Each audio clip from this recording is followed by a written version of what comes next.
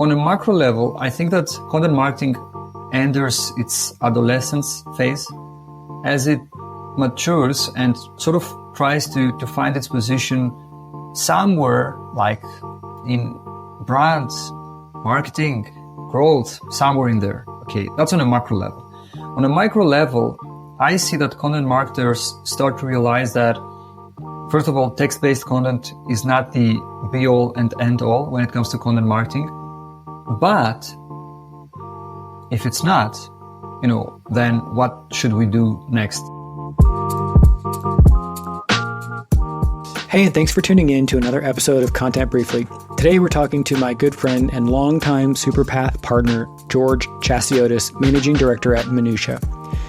You may remember last time we had George on was in July 2023, and the title of that episode was something related to the content recession. That was a particularly difficult period for content marketers, freelance in-house agency, pretty much across the board. We start this conversation off by checking in on that. How did it go over the next couple of months? Where are we today? What is he seeing among his B2B SaaS clients?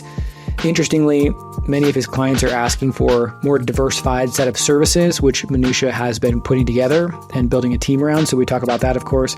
We also talk about George's new business, GrowthWaves, which is in its infancy, but is a media business. And we kind of get the how, what, and why of that. Overall, a great conversation. Was really happy to check in with George and just see how things are going since the last time we talked, which, like I said, that was a tough period for pretty much all of us. Quick plug for the Slack community. If you're not already part of our paid Slack group, we really encourage you to come check it out. $20 a month or $220 a year. We're closing in on 500 paid members, and the conversations that are happening there are really fantastic.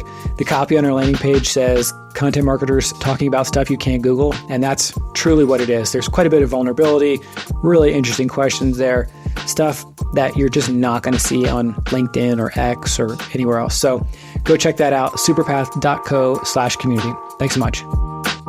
This podcast is brought to you by our friends at Minuttia. Only 2 years ago, content marketing and growth services were generally characterized by financial euphoria, growth at all costs, increased budgets, very little ROI scrutiny, a hiring frenzy, and all of that was backed with eyes on long-term results. But today, the space is very different. There's financial uncertainty in many B2B industries. Investors and companies are demanding sustainable growth and profitability. Budgets are limited, ROI scrutiny is high, there's a hiring freeze, and there's plenty of short-term planning. Add the never-ending changes in search and AI, and you have the perfect storm for content marketers. Does that strike a chord? If you work in-house and need help with your content marketing, you should work with the folks at Minuttia. The team at Minuttia specializes in adaptive content marketing that drives growth without the guesswork and without excuses. They help established brands grow by writing a new content marketing playbook that's designed to work in any financial environment and amid any industry changes.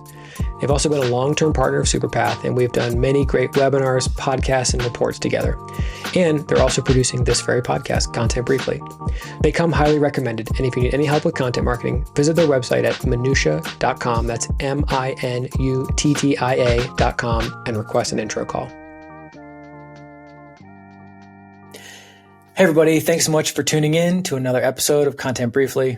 George, welcome back. I think you're our first returning guest. Yeah, I think you're the first person that will have made 2 appearances on this podcast. So welcome and thanks for coming back.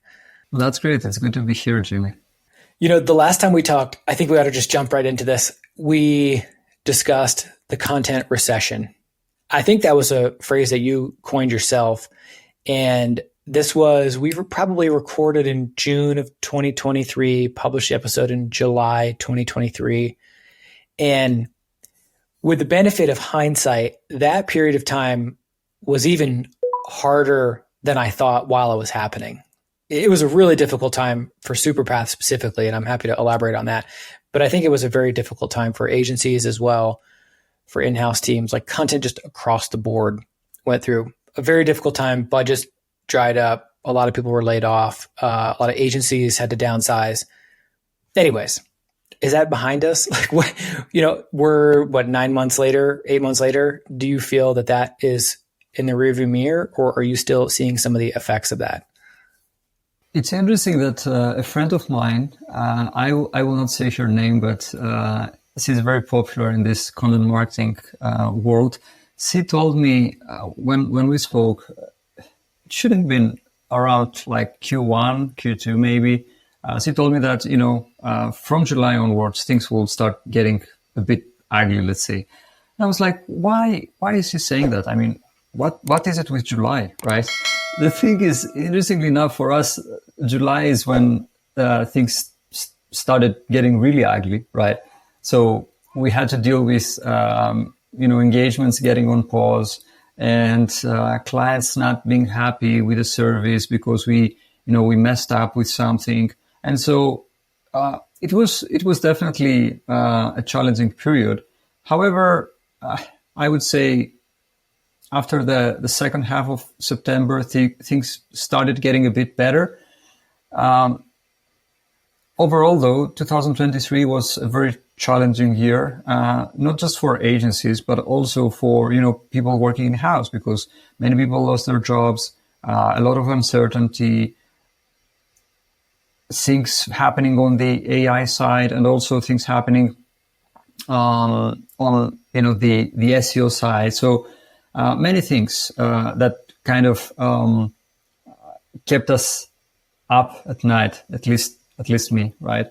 Now, when it comes to where we are at right now and whether we, all these things are behind us, I would say that I'm trying to think of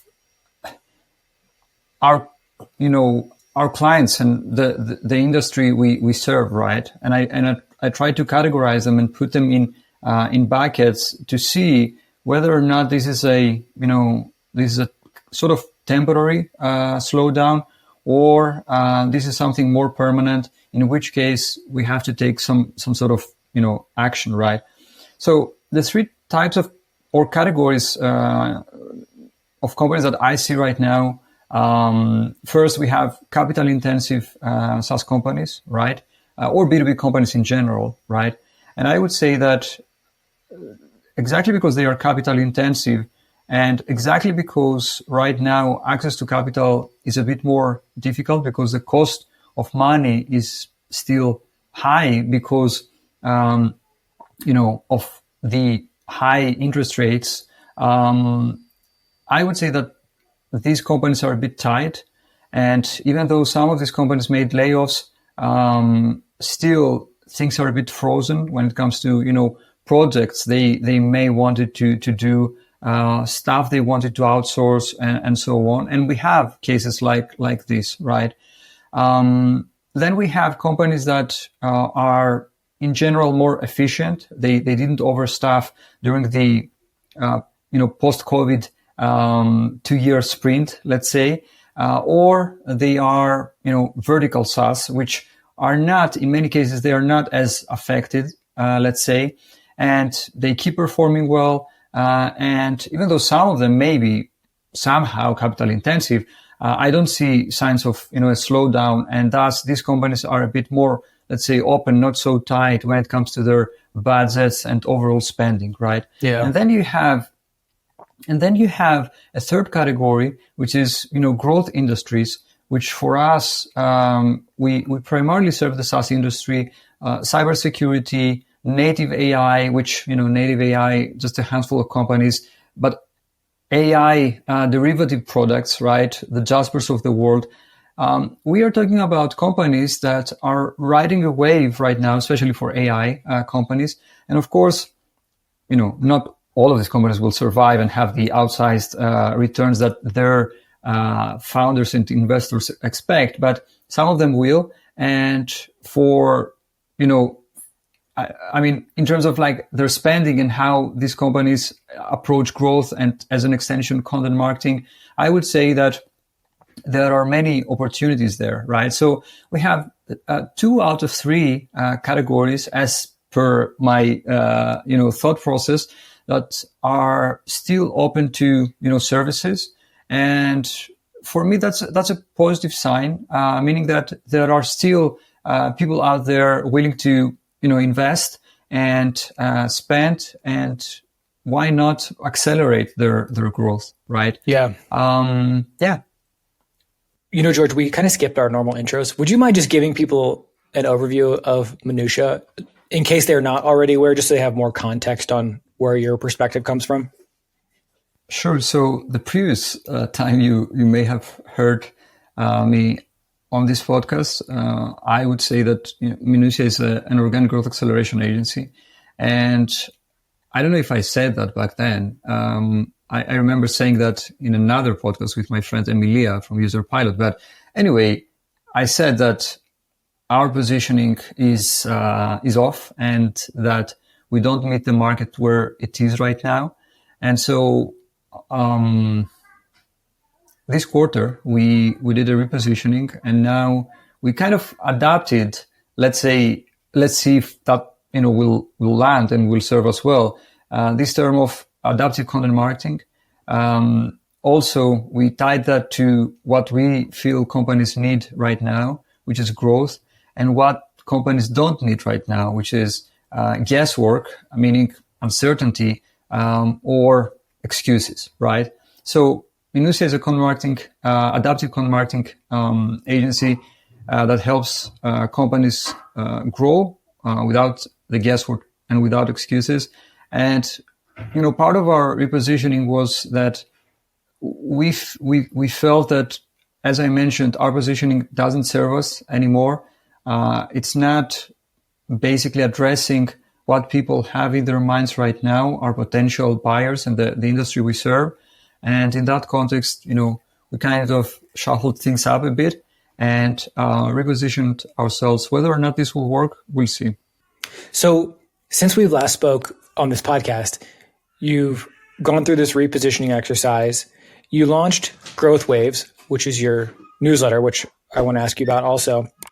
You launched a podcast production service. Maybe there were other changes too. But what I'm getting to is, were all those things a reaction to what you were seeing in the spring and summer of last year?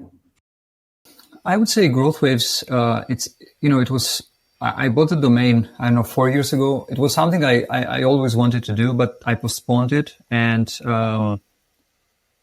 at some point in September, I just felt that, let's just do a landing page and get this thing out there, right? With the ultimate goal of turning this into a full-fledged media company sometime in the future. It's going well. I mean, we have a bit over around 2,400 subscribers right now with a 55% open rate, more or less. And we also closed the first sponsorship. And so, it starts that it's picking up. And it's interesting because you would assume that, are you sure? Another newsletter covering B2B growth topics? I don't know. There are too many newsletters that do that, and content creators in general that do that right. That's not the feedback we get. And so we insist. And even though GrowthWaves is self-funded, meaning that, we have to fund it ourselves,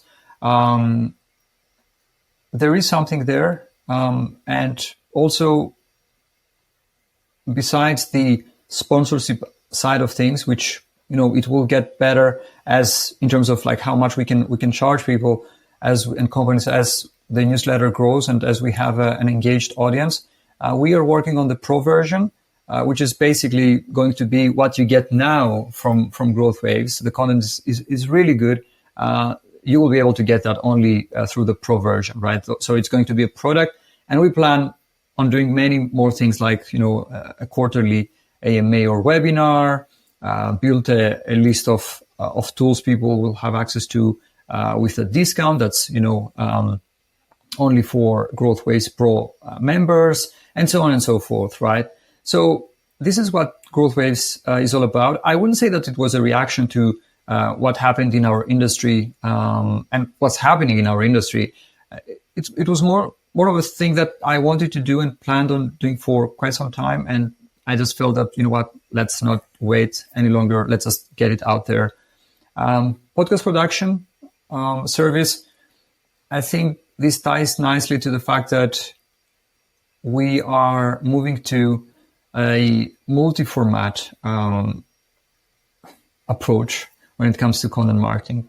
Content marketing is not just about words. right? And will not be about merely about words. And so, Minuttia is trying to adapt. That's the adaptive part of our homepage headline right now.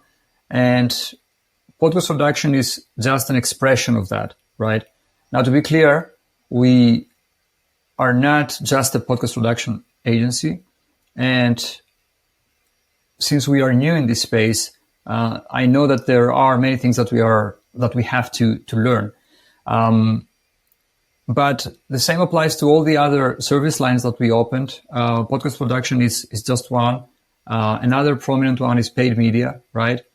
All of it in the context of listening to our clients and potential clients and understanding that to serve them better and like to serve a company right now, writing and publishing blog posts is not enough, right? And I want us to be their source of growth and source of education, expertise, whatever, when it comes to all things growth. Now, having that said, we will not do like affiliate marketing or anything of that sort, right?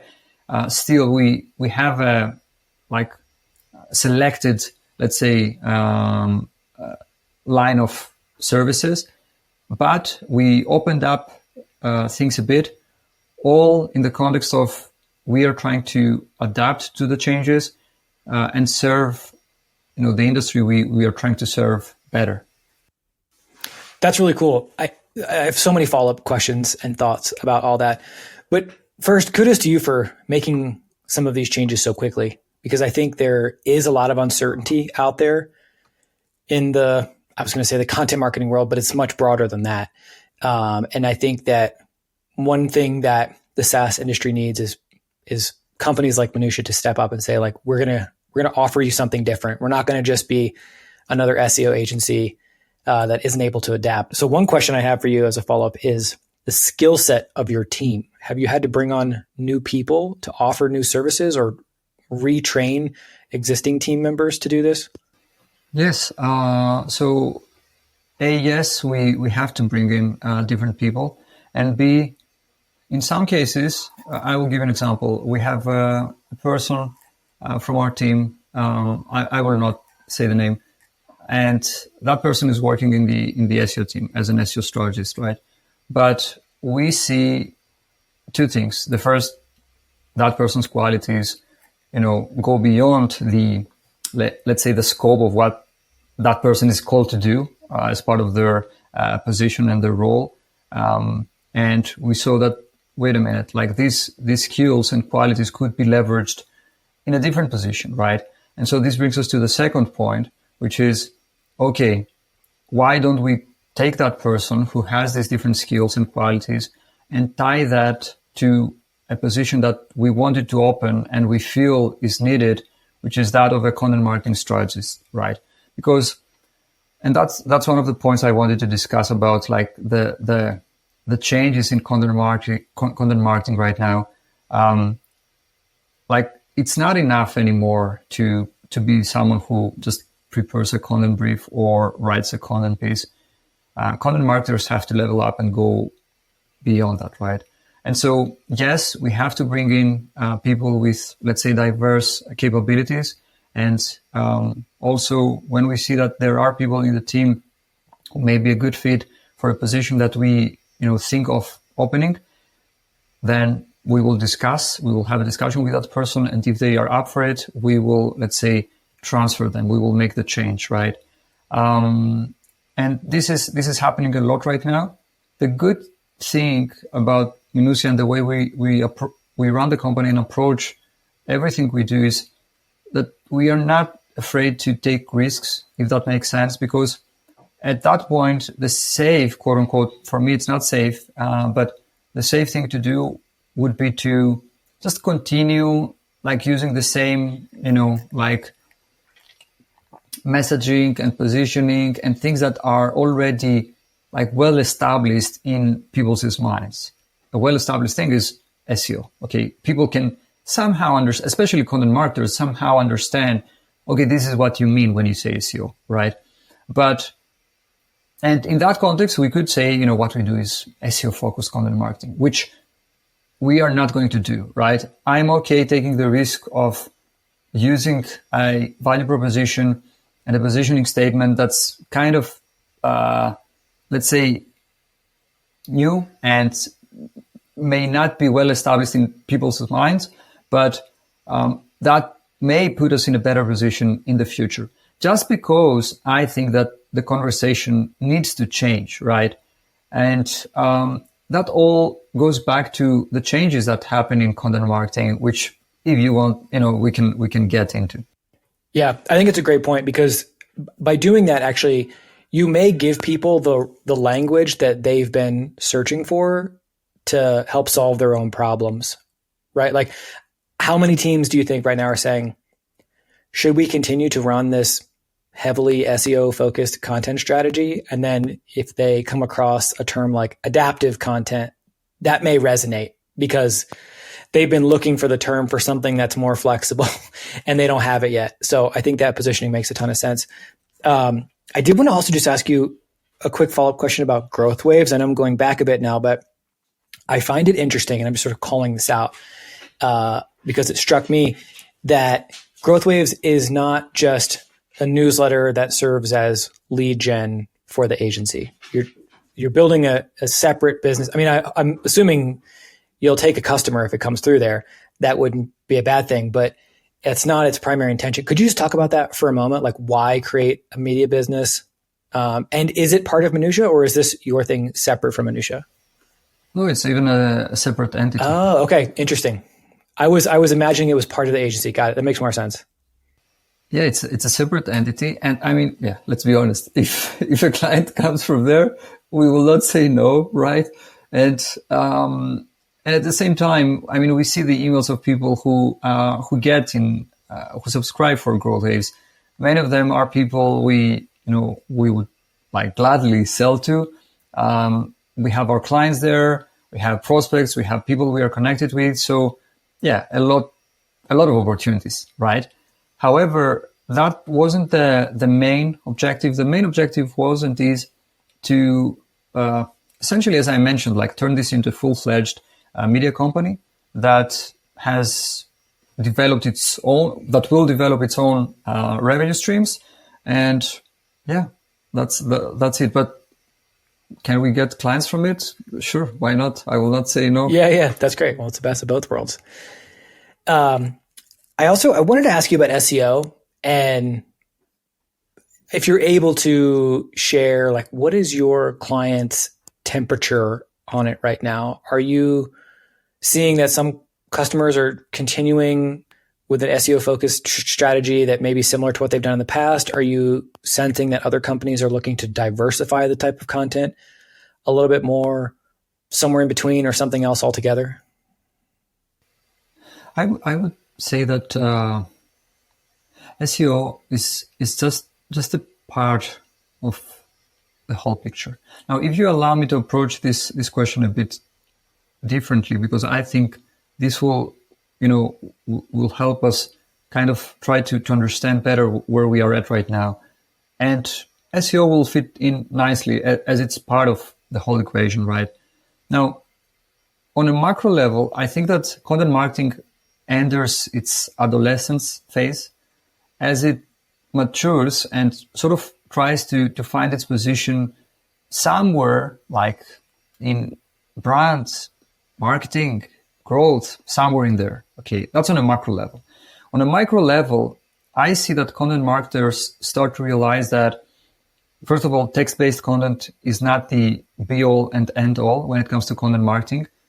But if it's not, then what should we do next? Where do we go from here? Okay, or where do we get started with non-text-based content? This is a concern that many content marketers have.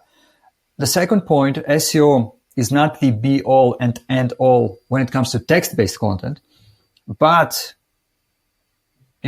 people are in a dilemma. Okay, it's not. If it's not, then what else should we do, right? because not all companies can run like content marketing programs like, MailChimp or HubSpot, right? Where you can do more than just content for search audience and content that somehow you can tie back to pipeline and revenue generation. Third, I see that the whole AI is going to take over the text-based content narrative, gets somehow deconstructed, and also a positive development, let's say, Google shows its quote-unquote allergy towards AI with its recent updates. That's great for content marketing. Fourth, reification is more prominent and marketing department for content marketing, right? Reification is more prominent and marketing departments increasingly demand to know what's the contribution of content marketing to the pipeline. And that's something that makes content marketers feel uncomfortable. Then we have something that you will allow me the expression, the death of, the content writer and the rise of the content marketing strategist, which means that content marketing, as I mentioned earlier, stops being just about words, and content marketers try to find their identity, so to speak, right? Because if I'm not a content writer, just a content writer, then, what does this content marketing strategist mean? What am I supposed to do? What is expected of me? Then, and I know that I may get a couple of negative comments from people working in-house. With all the respect, though, I feel that in-house content marketing becomes very expensive and outsourcing starts to become a better alternative, right? And last but not least, we are shifting from input to output to outcome now based content marketing. Okay. So these are like many changes that are happening right now. And as you noticed, like SEO is just one of these things, right? SEO is just a part of the equation. We can dive deeper into it if you'd like, and like I can analyze my thoughts, but I think that it's worth analyzing them in the context of what else is happening and what else is changing right now. Yeah. You just summed up so many important points all in about 2 minutes. That was wonderful. I think that is probably going to be our LinkedIn clip for this episode. I think it's interesting what you said about the death of the content writer. I find this to be fascinating because one thing that we've observed at Superpath is the shrinking of internal content teams over the past few years and the increased reliance on vendors, agencies, freelancers, consultants to help with actual content creation. And then this year, we published our salary report, which just came out a few weeks ago, and we saw a pretty significant jump in average annual income for content marketers, which caught me by surprise.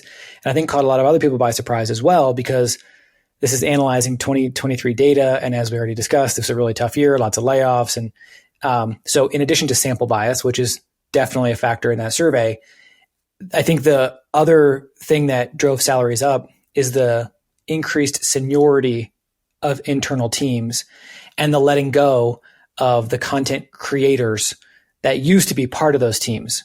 So the folks that made, maybe they worked in-house at a SaaS company and they made $70,000 as a content creator, like that role may not exist anymore because that's actually a quite expensive way for that company to create content. But they've kept the senior strategy type roles. Those are the folks who do the strategy, reporting, collaborate with other teams. They manage the vendors. They find the freelancers. Like they run this whole content program, but they probably don't do very much content creation at all. Anyways, that's just an observation, but I'm curious on the agency side, if you've seen a similar thing where perhaps the teams that, where your points of contacts work are smaller than they used to be or structured differently than they used to be. I wouldn't say that I noticed anything in terms of the size of the in-house teams. And I think that your observation is spot on. Maybe it's the case that, companies start to realize really that these are things that we can outsource, and it doesn't make sense for us to have a person that, costs X amount of dollars. Having that said, this may be an opportunity for, let's say, people with lower seniority to level up, right? And to understand that this is not a threat, really. It's an opportunity for me to become better and turn the threat to an opportunity by, even increasing my salary and, how much money I make. So I don't see that necessarily as, something bad. But at the same time, I understand that, and I see that content writers, which is something, by the way, that we communicate to our content writers. Like, we had a workshop a couple of months ago where I said exactly that. You're not just content writers. Forget about it. Because if what you're doing now is just bringing in words to Google Doc, that's not enough, right? You have to be the one who, we are talking about a certain process or methodology. You will have to be the one who will find people who talk about this process online and reach out to ask for a quote. You will be the one who will work with, platforms like Quoted to get and Featured to get, quotes from experts. You will be the one who, and I'm not saying all that, that doesn't mean that we expand, let's say, the scope or the expectations and we work people to their bone, right? That's not what I'm saying. What I'm saying is that it's not enough anymore to be just a content writer. You have to approach, even content writing, you have to approach it differently. You have to do interviews. And so you have to be good at like prompts and questions and navigating a conversation to turn that conversation into a narrative or a story or whatever. You have to be good at like getting quotes. You have to be good at building relationships with SMEs. You have to be good at promoting the content. So it's a different like mindset, really. And I think it's necessary because I'm not sure how long, it will be enough just to say that, I'm a good content writer. And I'm even a good content writer who specializes in, just 2 topics. That's all I know. That's all I cover, right? Because you have to go beyond that. That's how I see it. Yeah, I think you are also spot on. And I feel that we're actually entering a very good period for freelance content marketers, assuming that they can adapt to this changing environment. Well, actually, maybe last week, I posted in our Slack group, just asking everyone, like, how's 2024 going for you? Are you feeling a little better? Are you having some of the same challenges you had last year? And the responses I got were totally polarized. Some people were like, everything is great. We're crushing it. Like, I'm getting lots of freelance work. I'm super happy. Other folks are saying I'm really struggling. And I kind of understand how each of these situations is happening right now. I think from a macro sense, like it's going or sort of entering this period of it'll be good to work independently. You'll have a lot more flexibility. You can test out new services. You can build your own skills. That does not alleviate any of the short-term challenges that freelance folks have where like you need a project this week or next week, right? Like you may not have the runway that a business does. But I actually feel that assuming this plays out roughly how I think it's going to with like kind of smaller in-house teams and this greater reliance on vendors is actually going to create like a pretty happy medium because it will actually give both sides more time and more space to think about strategy, creativity, and reporting. And it will be less reliant, at least less reliant than it has in the past on just kind of executing this playbook, which typically is SEO, but executing it as fast as possible.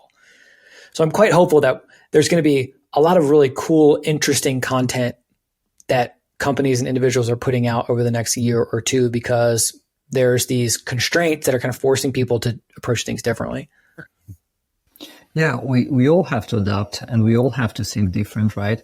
And speaking of outsourcing stuff, Minuttia is an agency and we use agencies for work, right? Not for client work, but for, things that like we do on the growth side and so on, right? For our websites and so on. One thing I want to say is that there are many benefits when it comes to outsourcing. First of all, you don't have the emotional burden of an in-house relationship, right? You will not feel the same firing your agency than firing a person you work with for like 2 years, right? Then there is this, or there should be a bit more accountability in the agency-client relationship. And then there is also this ownership aspect of it, whereas you may be very clear about what the agency's like limits are in terms of what is expected. This is what we want you to do, and we want you to be absolute owners of it, right? So I see many benefits there, and quite frankly, I see that flourish in the future as, you know, companies' way of getting things done, right? Absolutely. A few weeks ago, you presented a webinar to Superpath members, and the topic was reporting. I feel that reporting on content marketing is experiencing sort of a renaissance. Like I think a lot of teams are rethinking, like, why are we doing content? How are we doing it? How much does it cost? How do we report on it? Particularly if the strategy they're executing looks different than it used to. And one thing we discussed on that webinar was the kind of tension between the creative component of creating content marketing and the necessary objective measurement of it, and how those two things are sort of always at odds, at least to some degree. Like, it feels a little uncomfortable to put data on top of this sort of creative work. And that will probably never go away, especially if we're going to say, like, actually, you should be more creative. Like, you know, don't create this kind of like cut and dry, run of the mill type content. You need to be more creative. Anyways, all of this is sort of a long build up to this discussion we had on reporting. People should go watch the webinar. We'll link to it in the show notes, because you give a very, very thorough overview of how you handle reporting for your customers. So I guess the question I'm asking you is not how do you do it, what tools do you use, but more like, what is the role of reporting in your work right now? And do you feel that it's become more important over the last 6 months or so? Definitely has become more important. It's connected back to verification, the verification of content marketing, right? And the fact that we try to add to put a dollar sign behind everything we do, which is obviously not what content marketing should be about, right? But this is one, let's say, end of the spectrum. The other end is, you know what? We shouldn't hold ourselves accountable about anything, and content marketing reporting and measurement, performance measurement, used to be some kind of a taboo, let's say, and made many content marketers, right, feel a bit uncomfortable. It shouldn't be that way. And at Minuttia, we realized at some point through a series of events, which, you know, I go into too much detail in the webinar. You should check it out. That our value proposition when it comes to reporting and performance measurement and keeping ourselves accountable, and also helping our clients communicate the impact of our collective efforts. Well, you know, our value proposition was not weak, was non-existent, because we simply focused on not so much the input, but because we don't charge per hour, but the output, right? The deliverable. And this is very convenient, let's say, for agencies, right? This is it, the deliverable, and I'm not able to control, let's say, the outcome, because you have inputs, the hours you put, for example, into creating a piece of work, you have outputs, that piece of work, and then you have outcomes. Okay, what happened after this piece of work went live and we presented it to the world, right? And we were very focused on the first two and sort of neglected the third one, which is, well, guess what clients care about, right? And so after a series of events, we realized that we have to do something about it, but we wanted to focus on the impact that we as an agency bring, right? And so we did something about it, and we built Minuttia's impact reports, which help us for some services, right? Not for all services. For example, this doesn't apply to our podcast production service. But for our content creation service, especially for content that we produce and publish on blogs or other things we do on websites, we have Minuttia impact reports now, right? And as I mentioned, this helps us communicate not just the impact of our work, but the impact of, our collective efforts. Because what happens in most cases as we work with bigger companies is that we have a point of contact, and this point of contact is usually is our partner, right? We work together, and we have to sell, quote unquote, the extensions and the cross-sells and everything together internally, right? So this person is really, we are an extension of them, of their team, and they are a partner of ours, really. And so we help these people better communicate the value of what we do, right? Which is also a concern that many content marketers have. We saw that through the State of Content Marketing survey we did in the end of 2023, as this was the third, I think, most, let's say, reason with the most responses of what, what's the third concern really of what keeps people up at night, right? Now, lately I've been thinking a lot about this concept of not just reporting, because reporting is one thing and performance measurement, but how content marketers can better communicate the value of their work so that they can keep their seats at the table, right?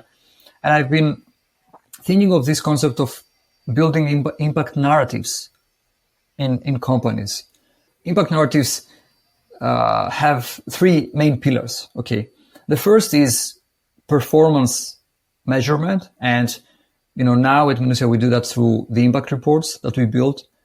Then it's not just like measuring something and sharing a Google Sheet link or a Looker Studio link with someone, especially someone who is very busy and who is making decisions and expecting that, that someone will bother checking that link and knowing what you know about the impact of content marketing.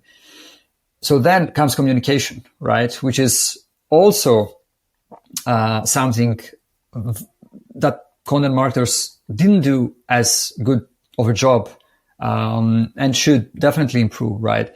So we have proactive and efficient communication. This is the second pillar of building impact narratives. And then we have the third one, which is this concept of building performance capital, okay? Because as a content marketer, you should be practical. You can't go, especially for content programs that are not as mature in a way, you shouldn't go and just start talking about creative things and building a studio to start shooting videos and things like that. All these are great, but you should think about how can I get to this point and how can I, be in the position to request these things and have higher chances of getting these things. Well, the way to get there is by building performance capital, which essentially means you should cover pipeline and revenue, which is what companies are interested in. First, you should build performance capital, and then you should think about spending some of that performance capital, for more creative stuff, for, bets that you want to place and so on, right? So impact narratives, once again, is what I feel is the solution. And there are three pillars into it. We have performance measurement. This is something you should do. And don't think of the most expensive solutions or the great setups that you may have seen on LinkedIn. Start small, right? As I explained in our webinar, our reporting is based on, some databases that we built, obviously, and GA4 and GSC data for now, okay, which is also scalable for us as an agency. So start small and don't seek, perfection or 100% accuracy, right? You should have data to inform your decisions and help you build these impact narratives.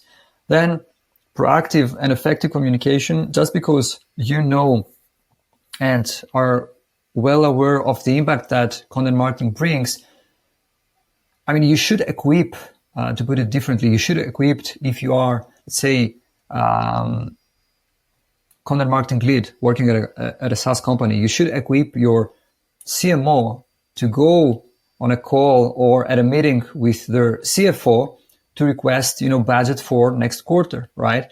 And you shouldn't assume that this CMO is okay, is well equipped just by clicking on a link from a Google Sheet you built without any context, without anything. You should proactively communicate and make sure that, they understand, right?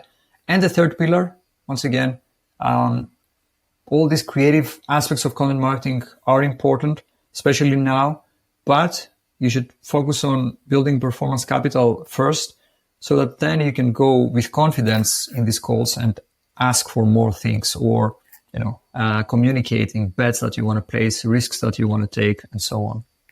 I love the idea of performance capital. That's great. A couple of years ago, I created a course for Superpath Pro about content reporting, and it was all centered around what I called the 4 N's of reporting, which are numbers, nuance, names, and narrative. Meaning numbers, you got to get all the data.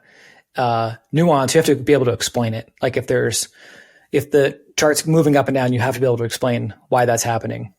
Names, meaning you need screenshots of real people reacting to stuff you've done on social media or Slack or wherever. And then the last being narrative, like you have to wrap it all up in narrative.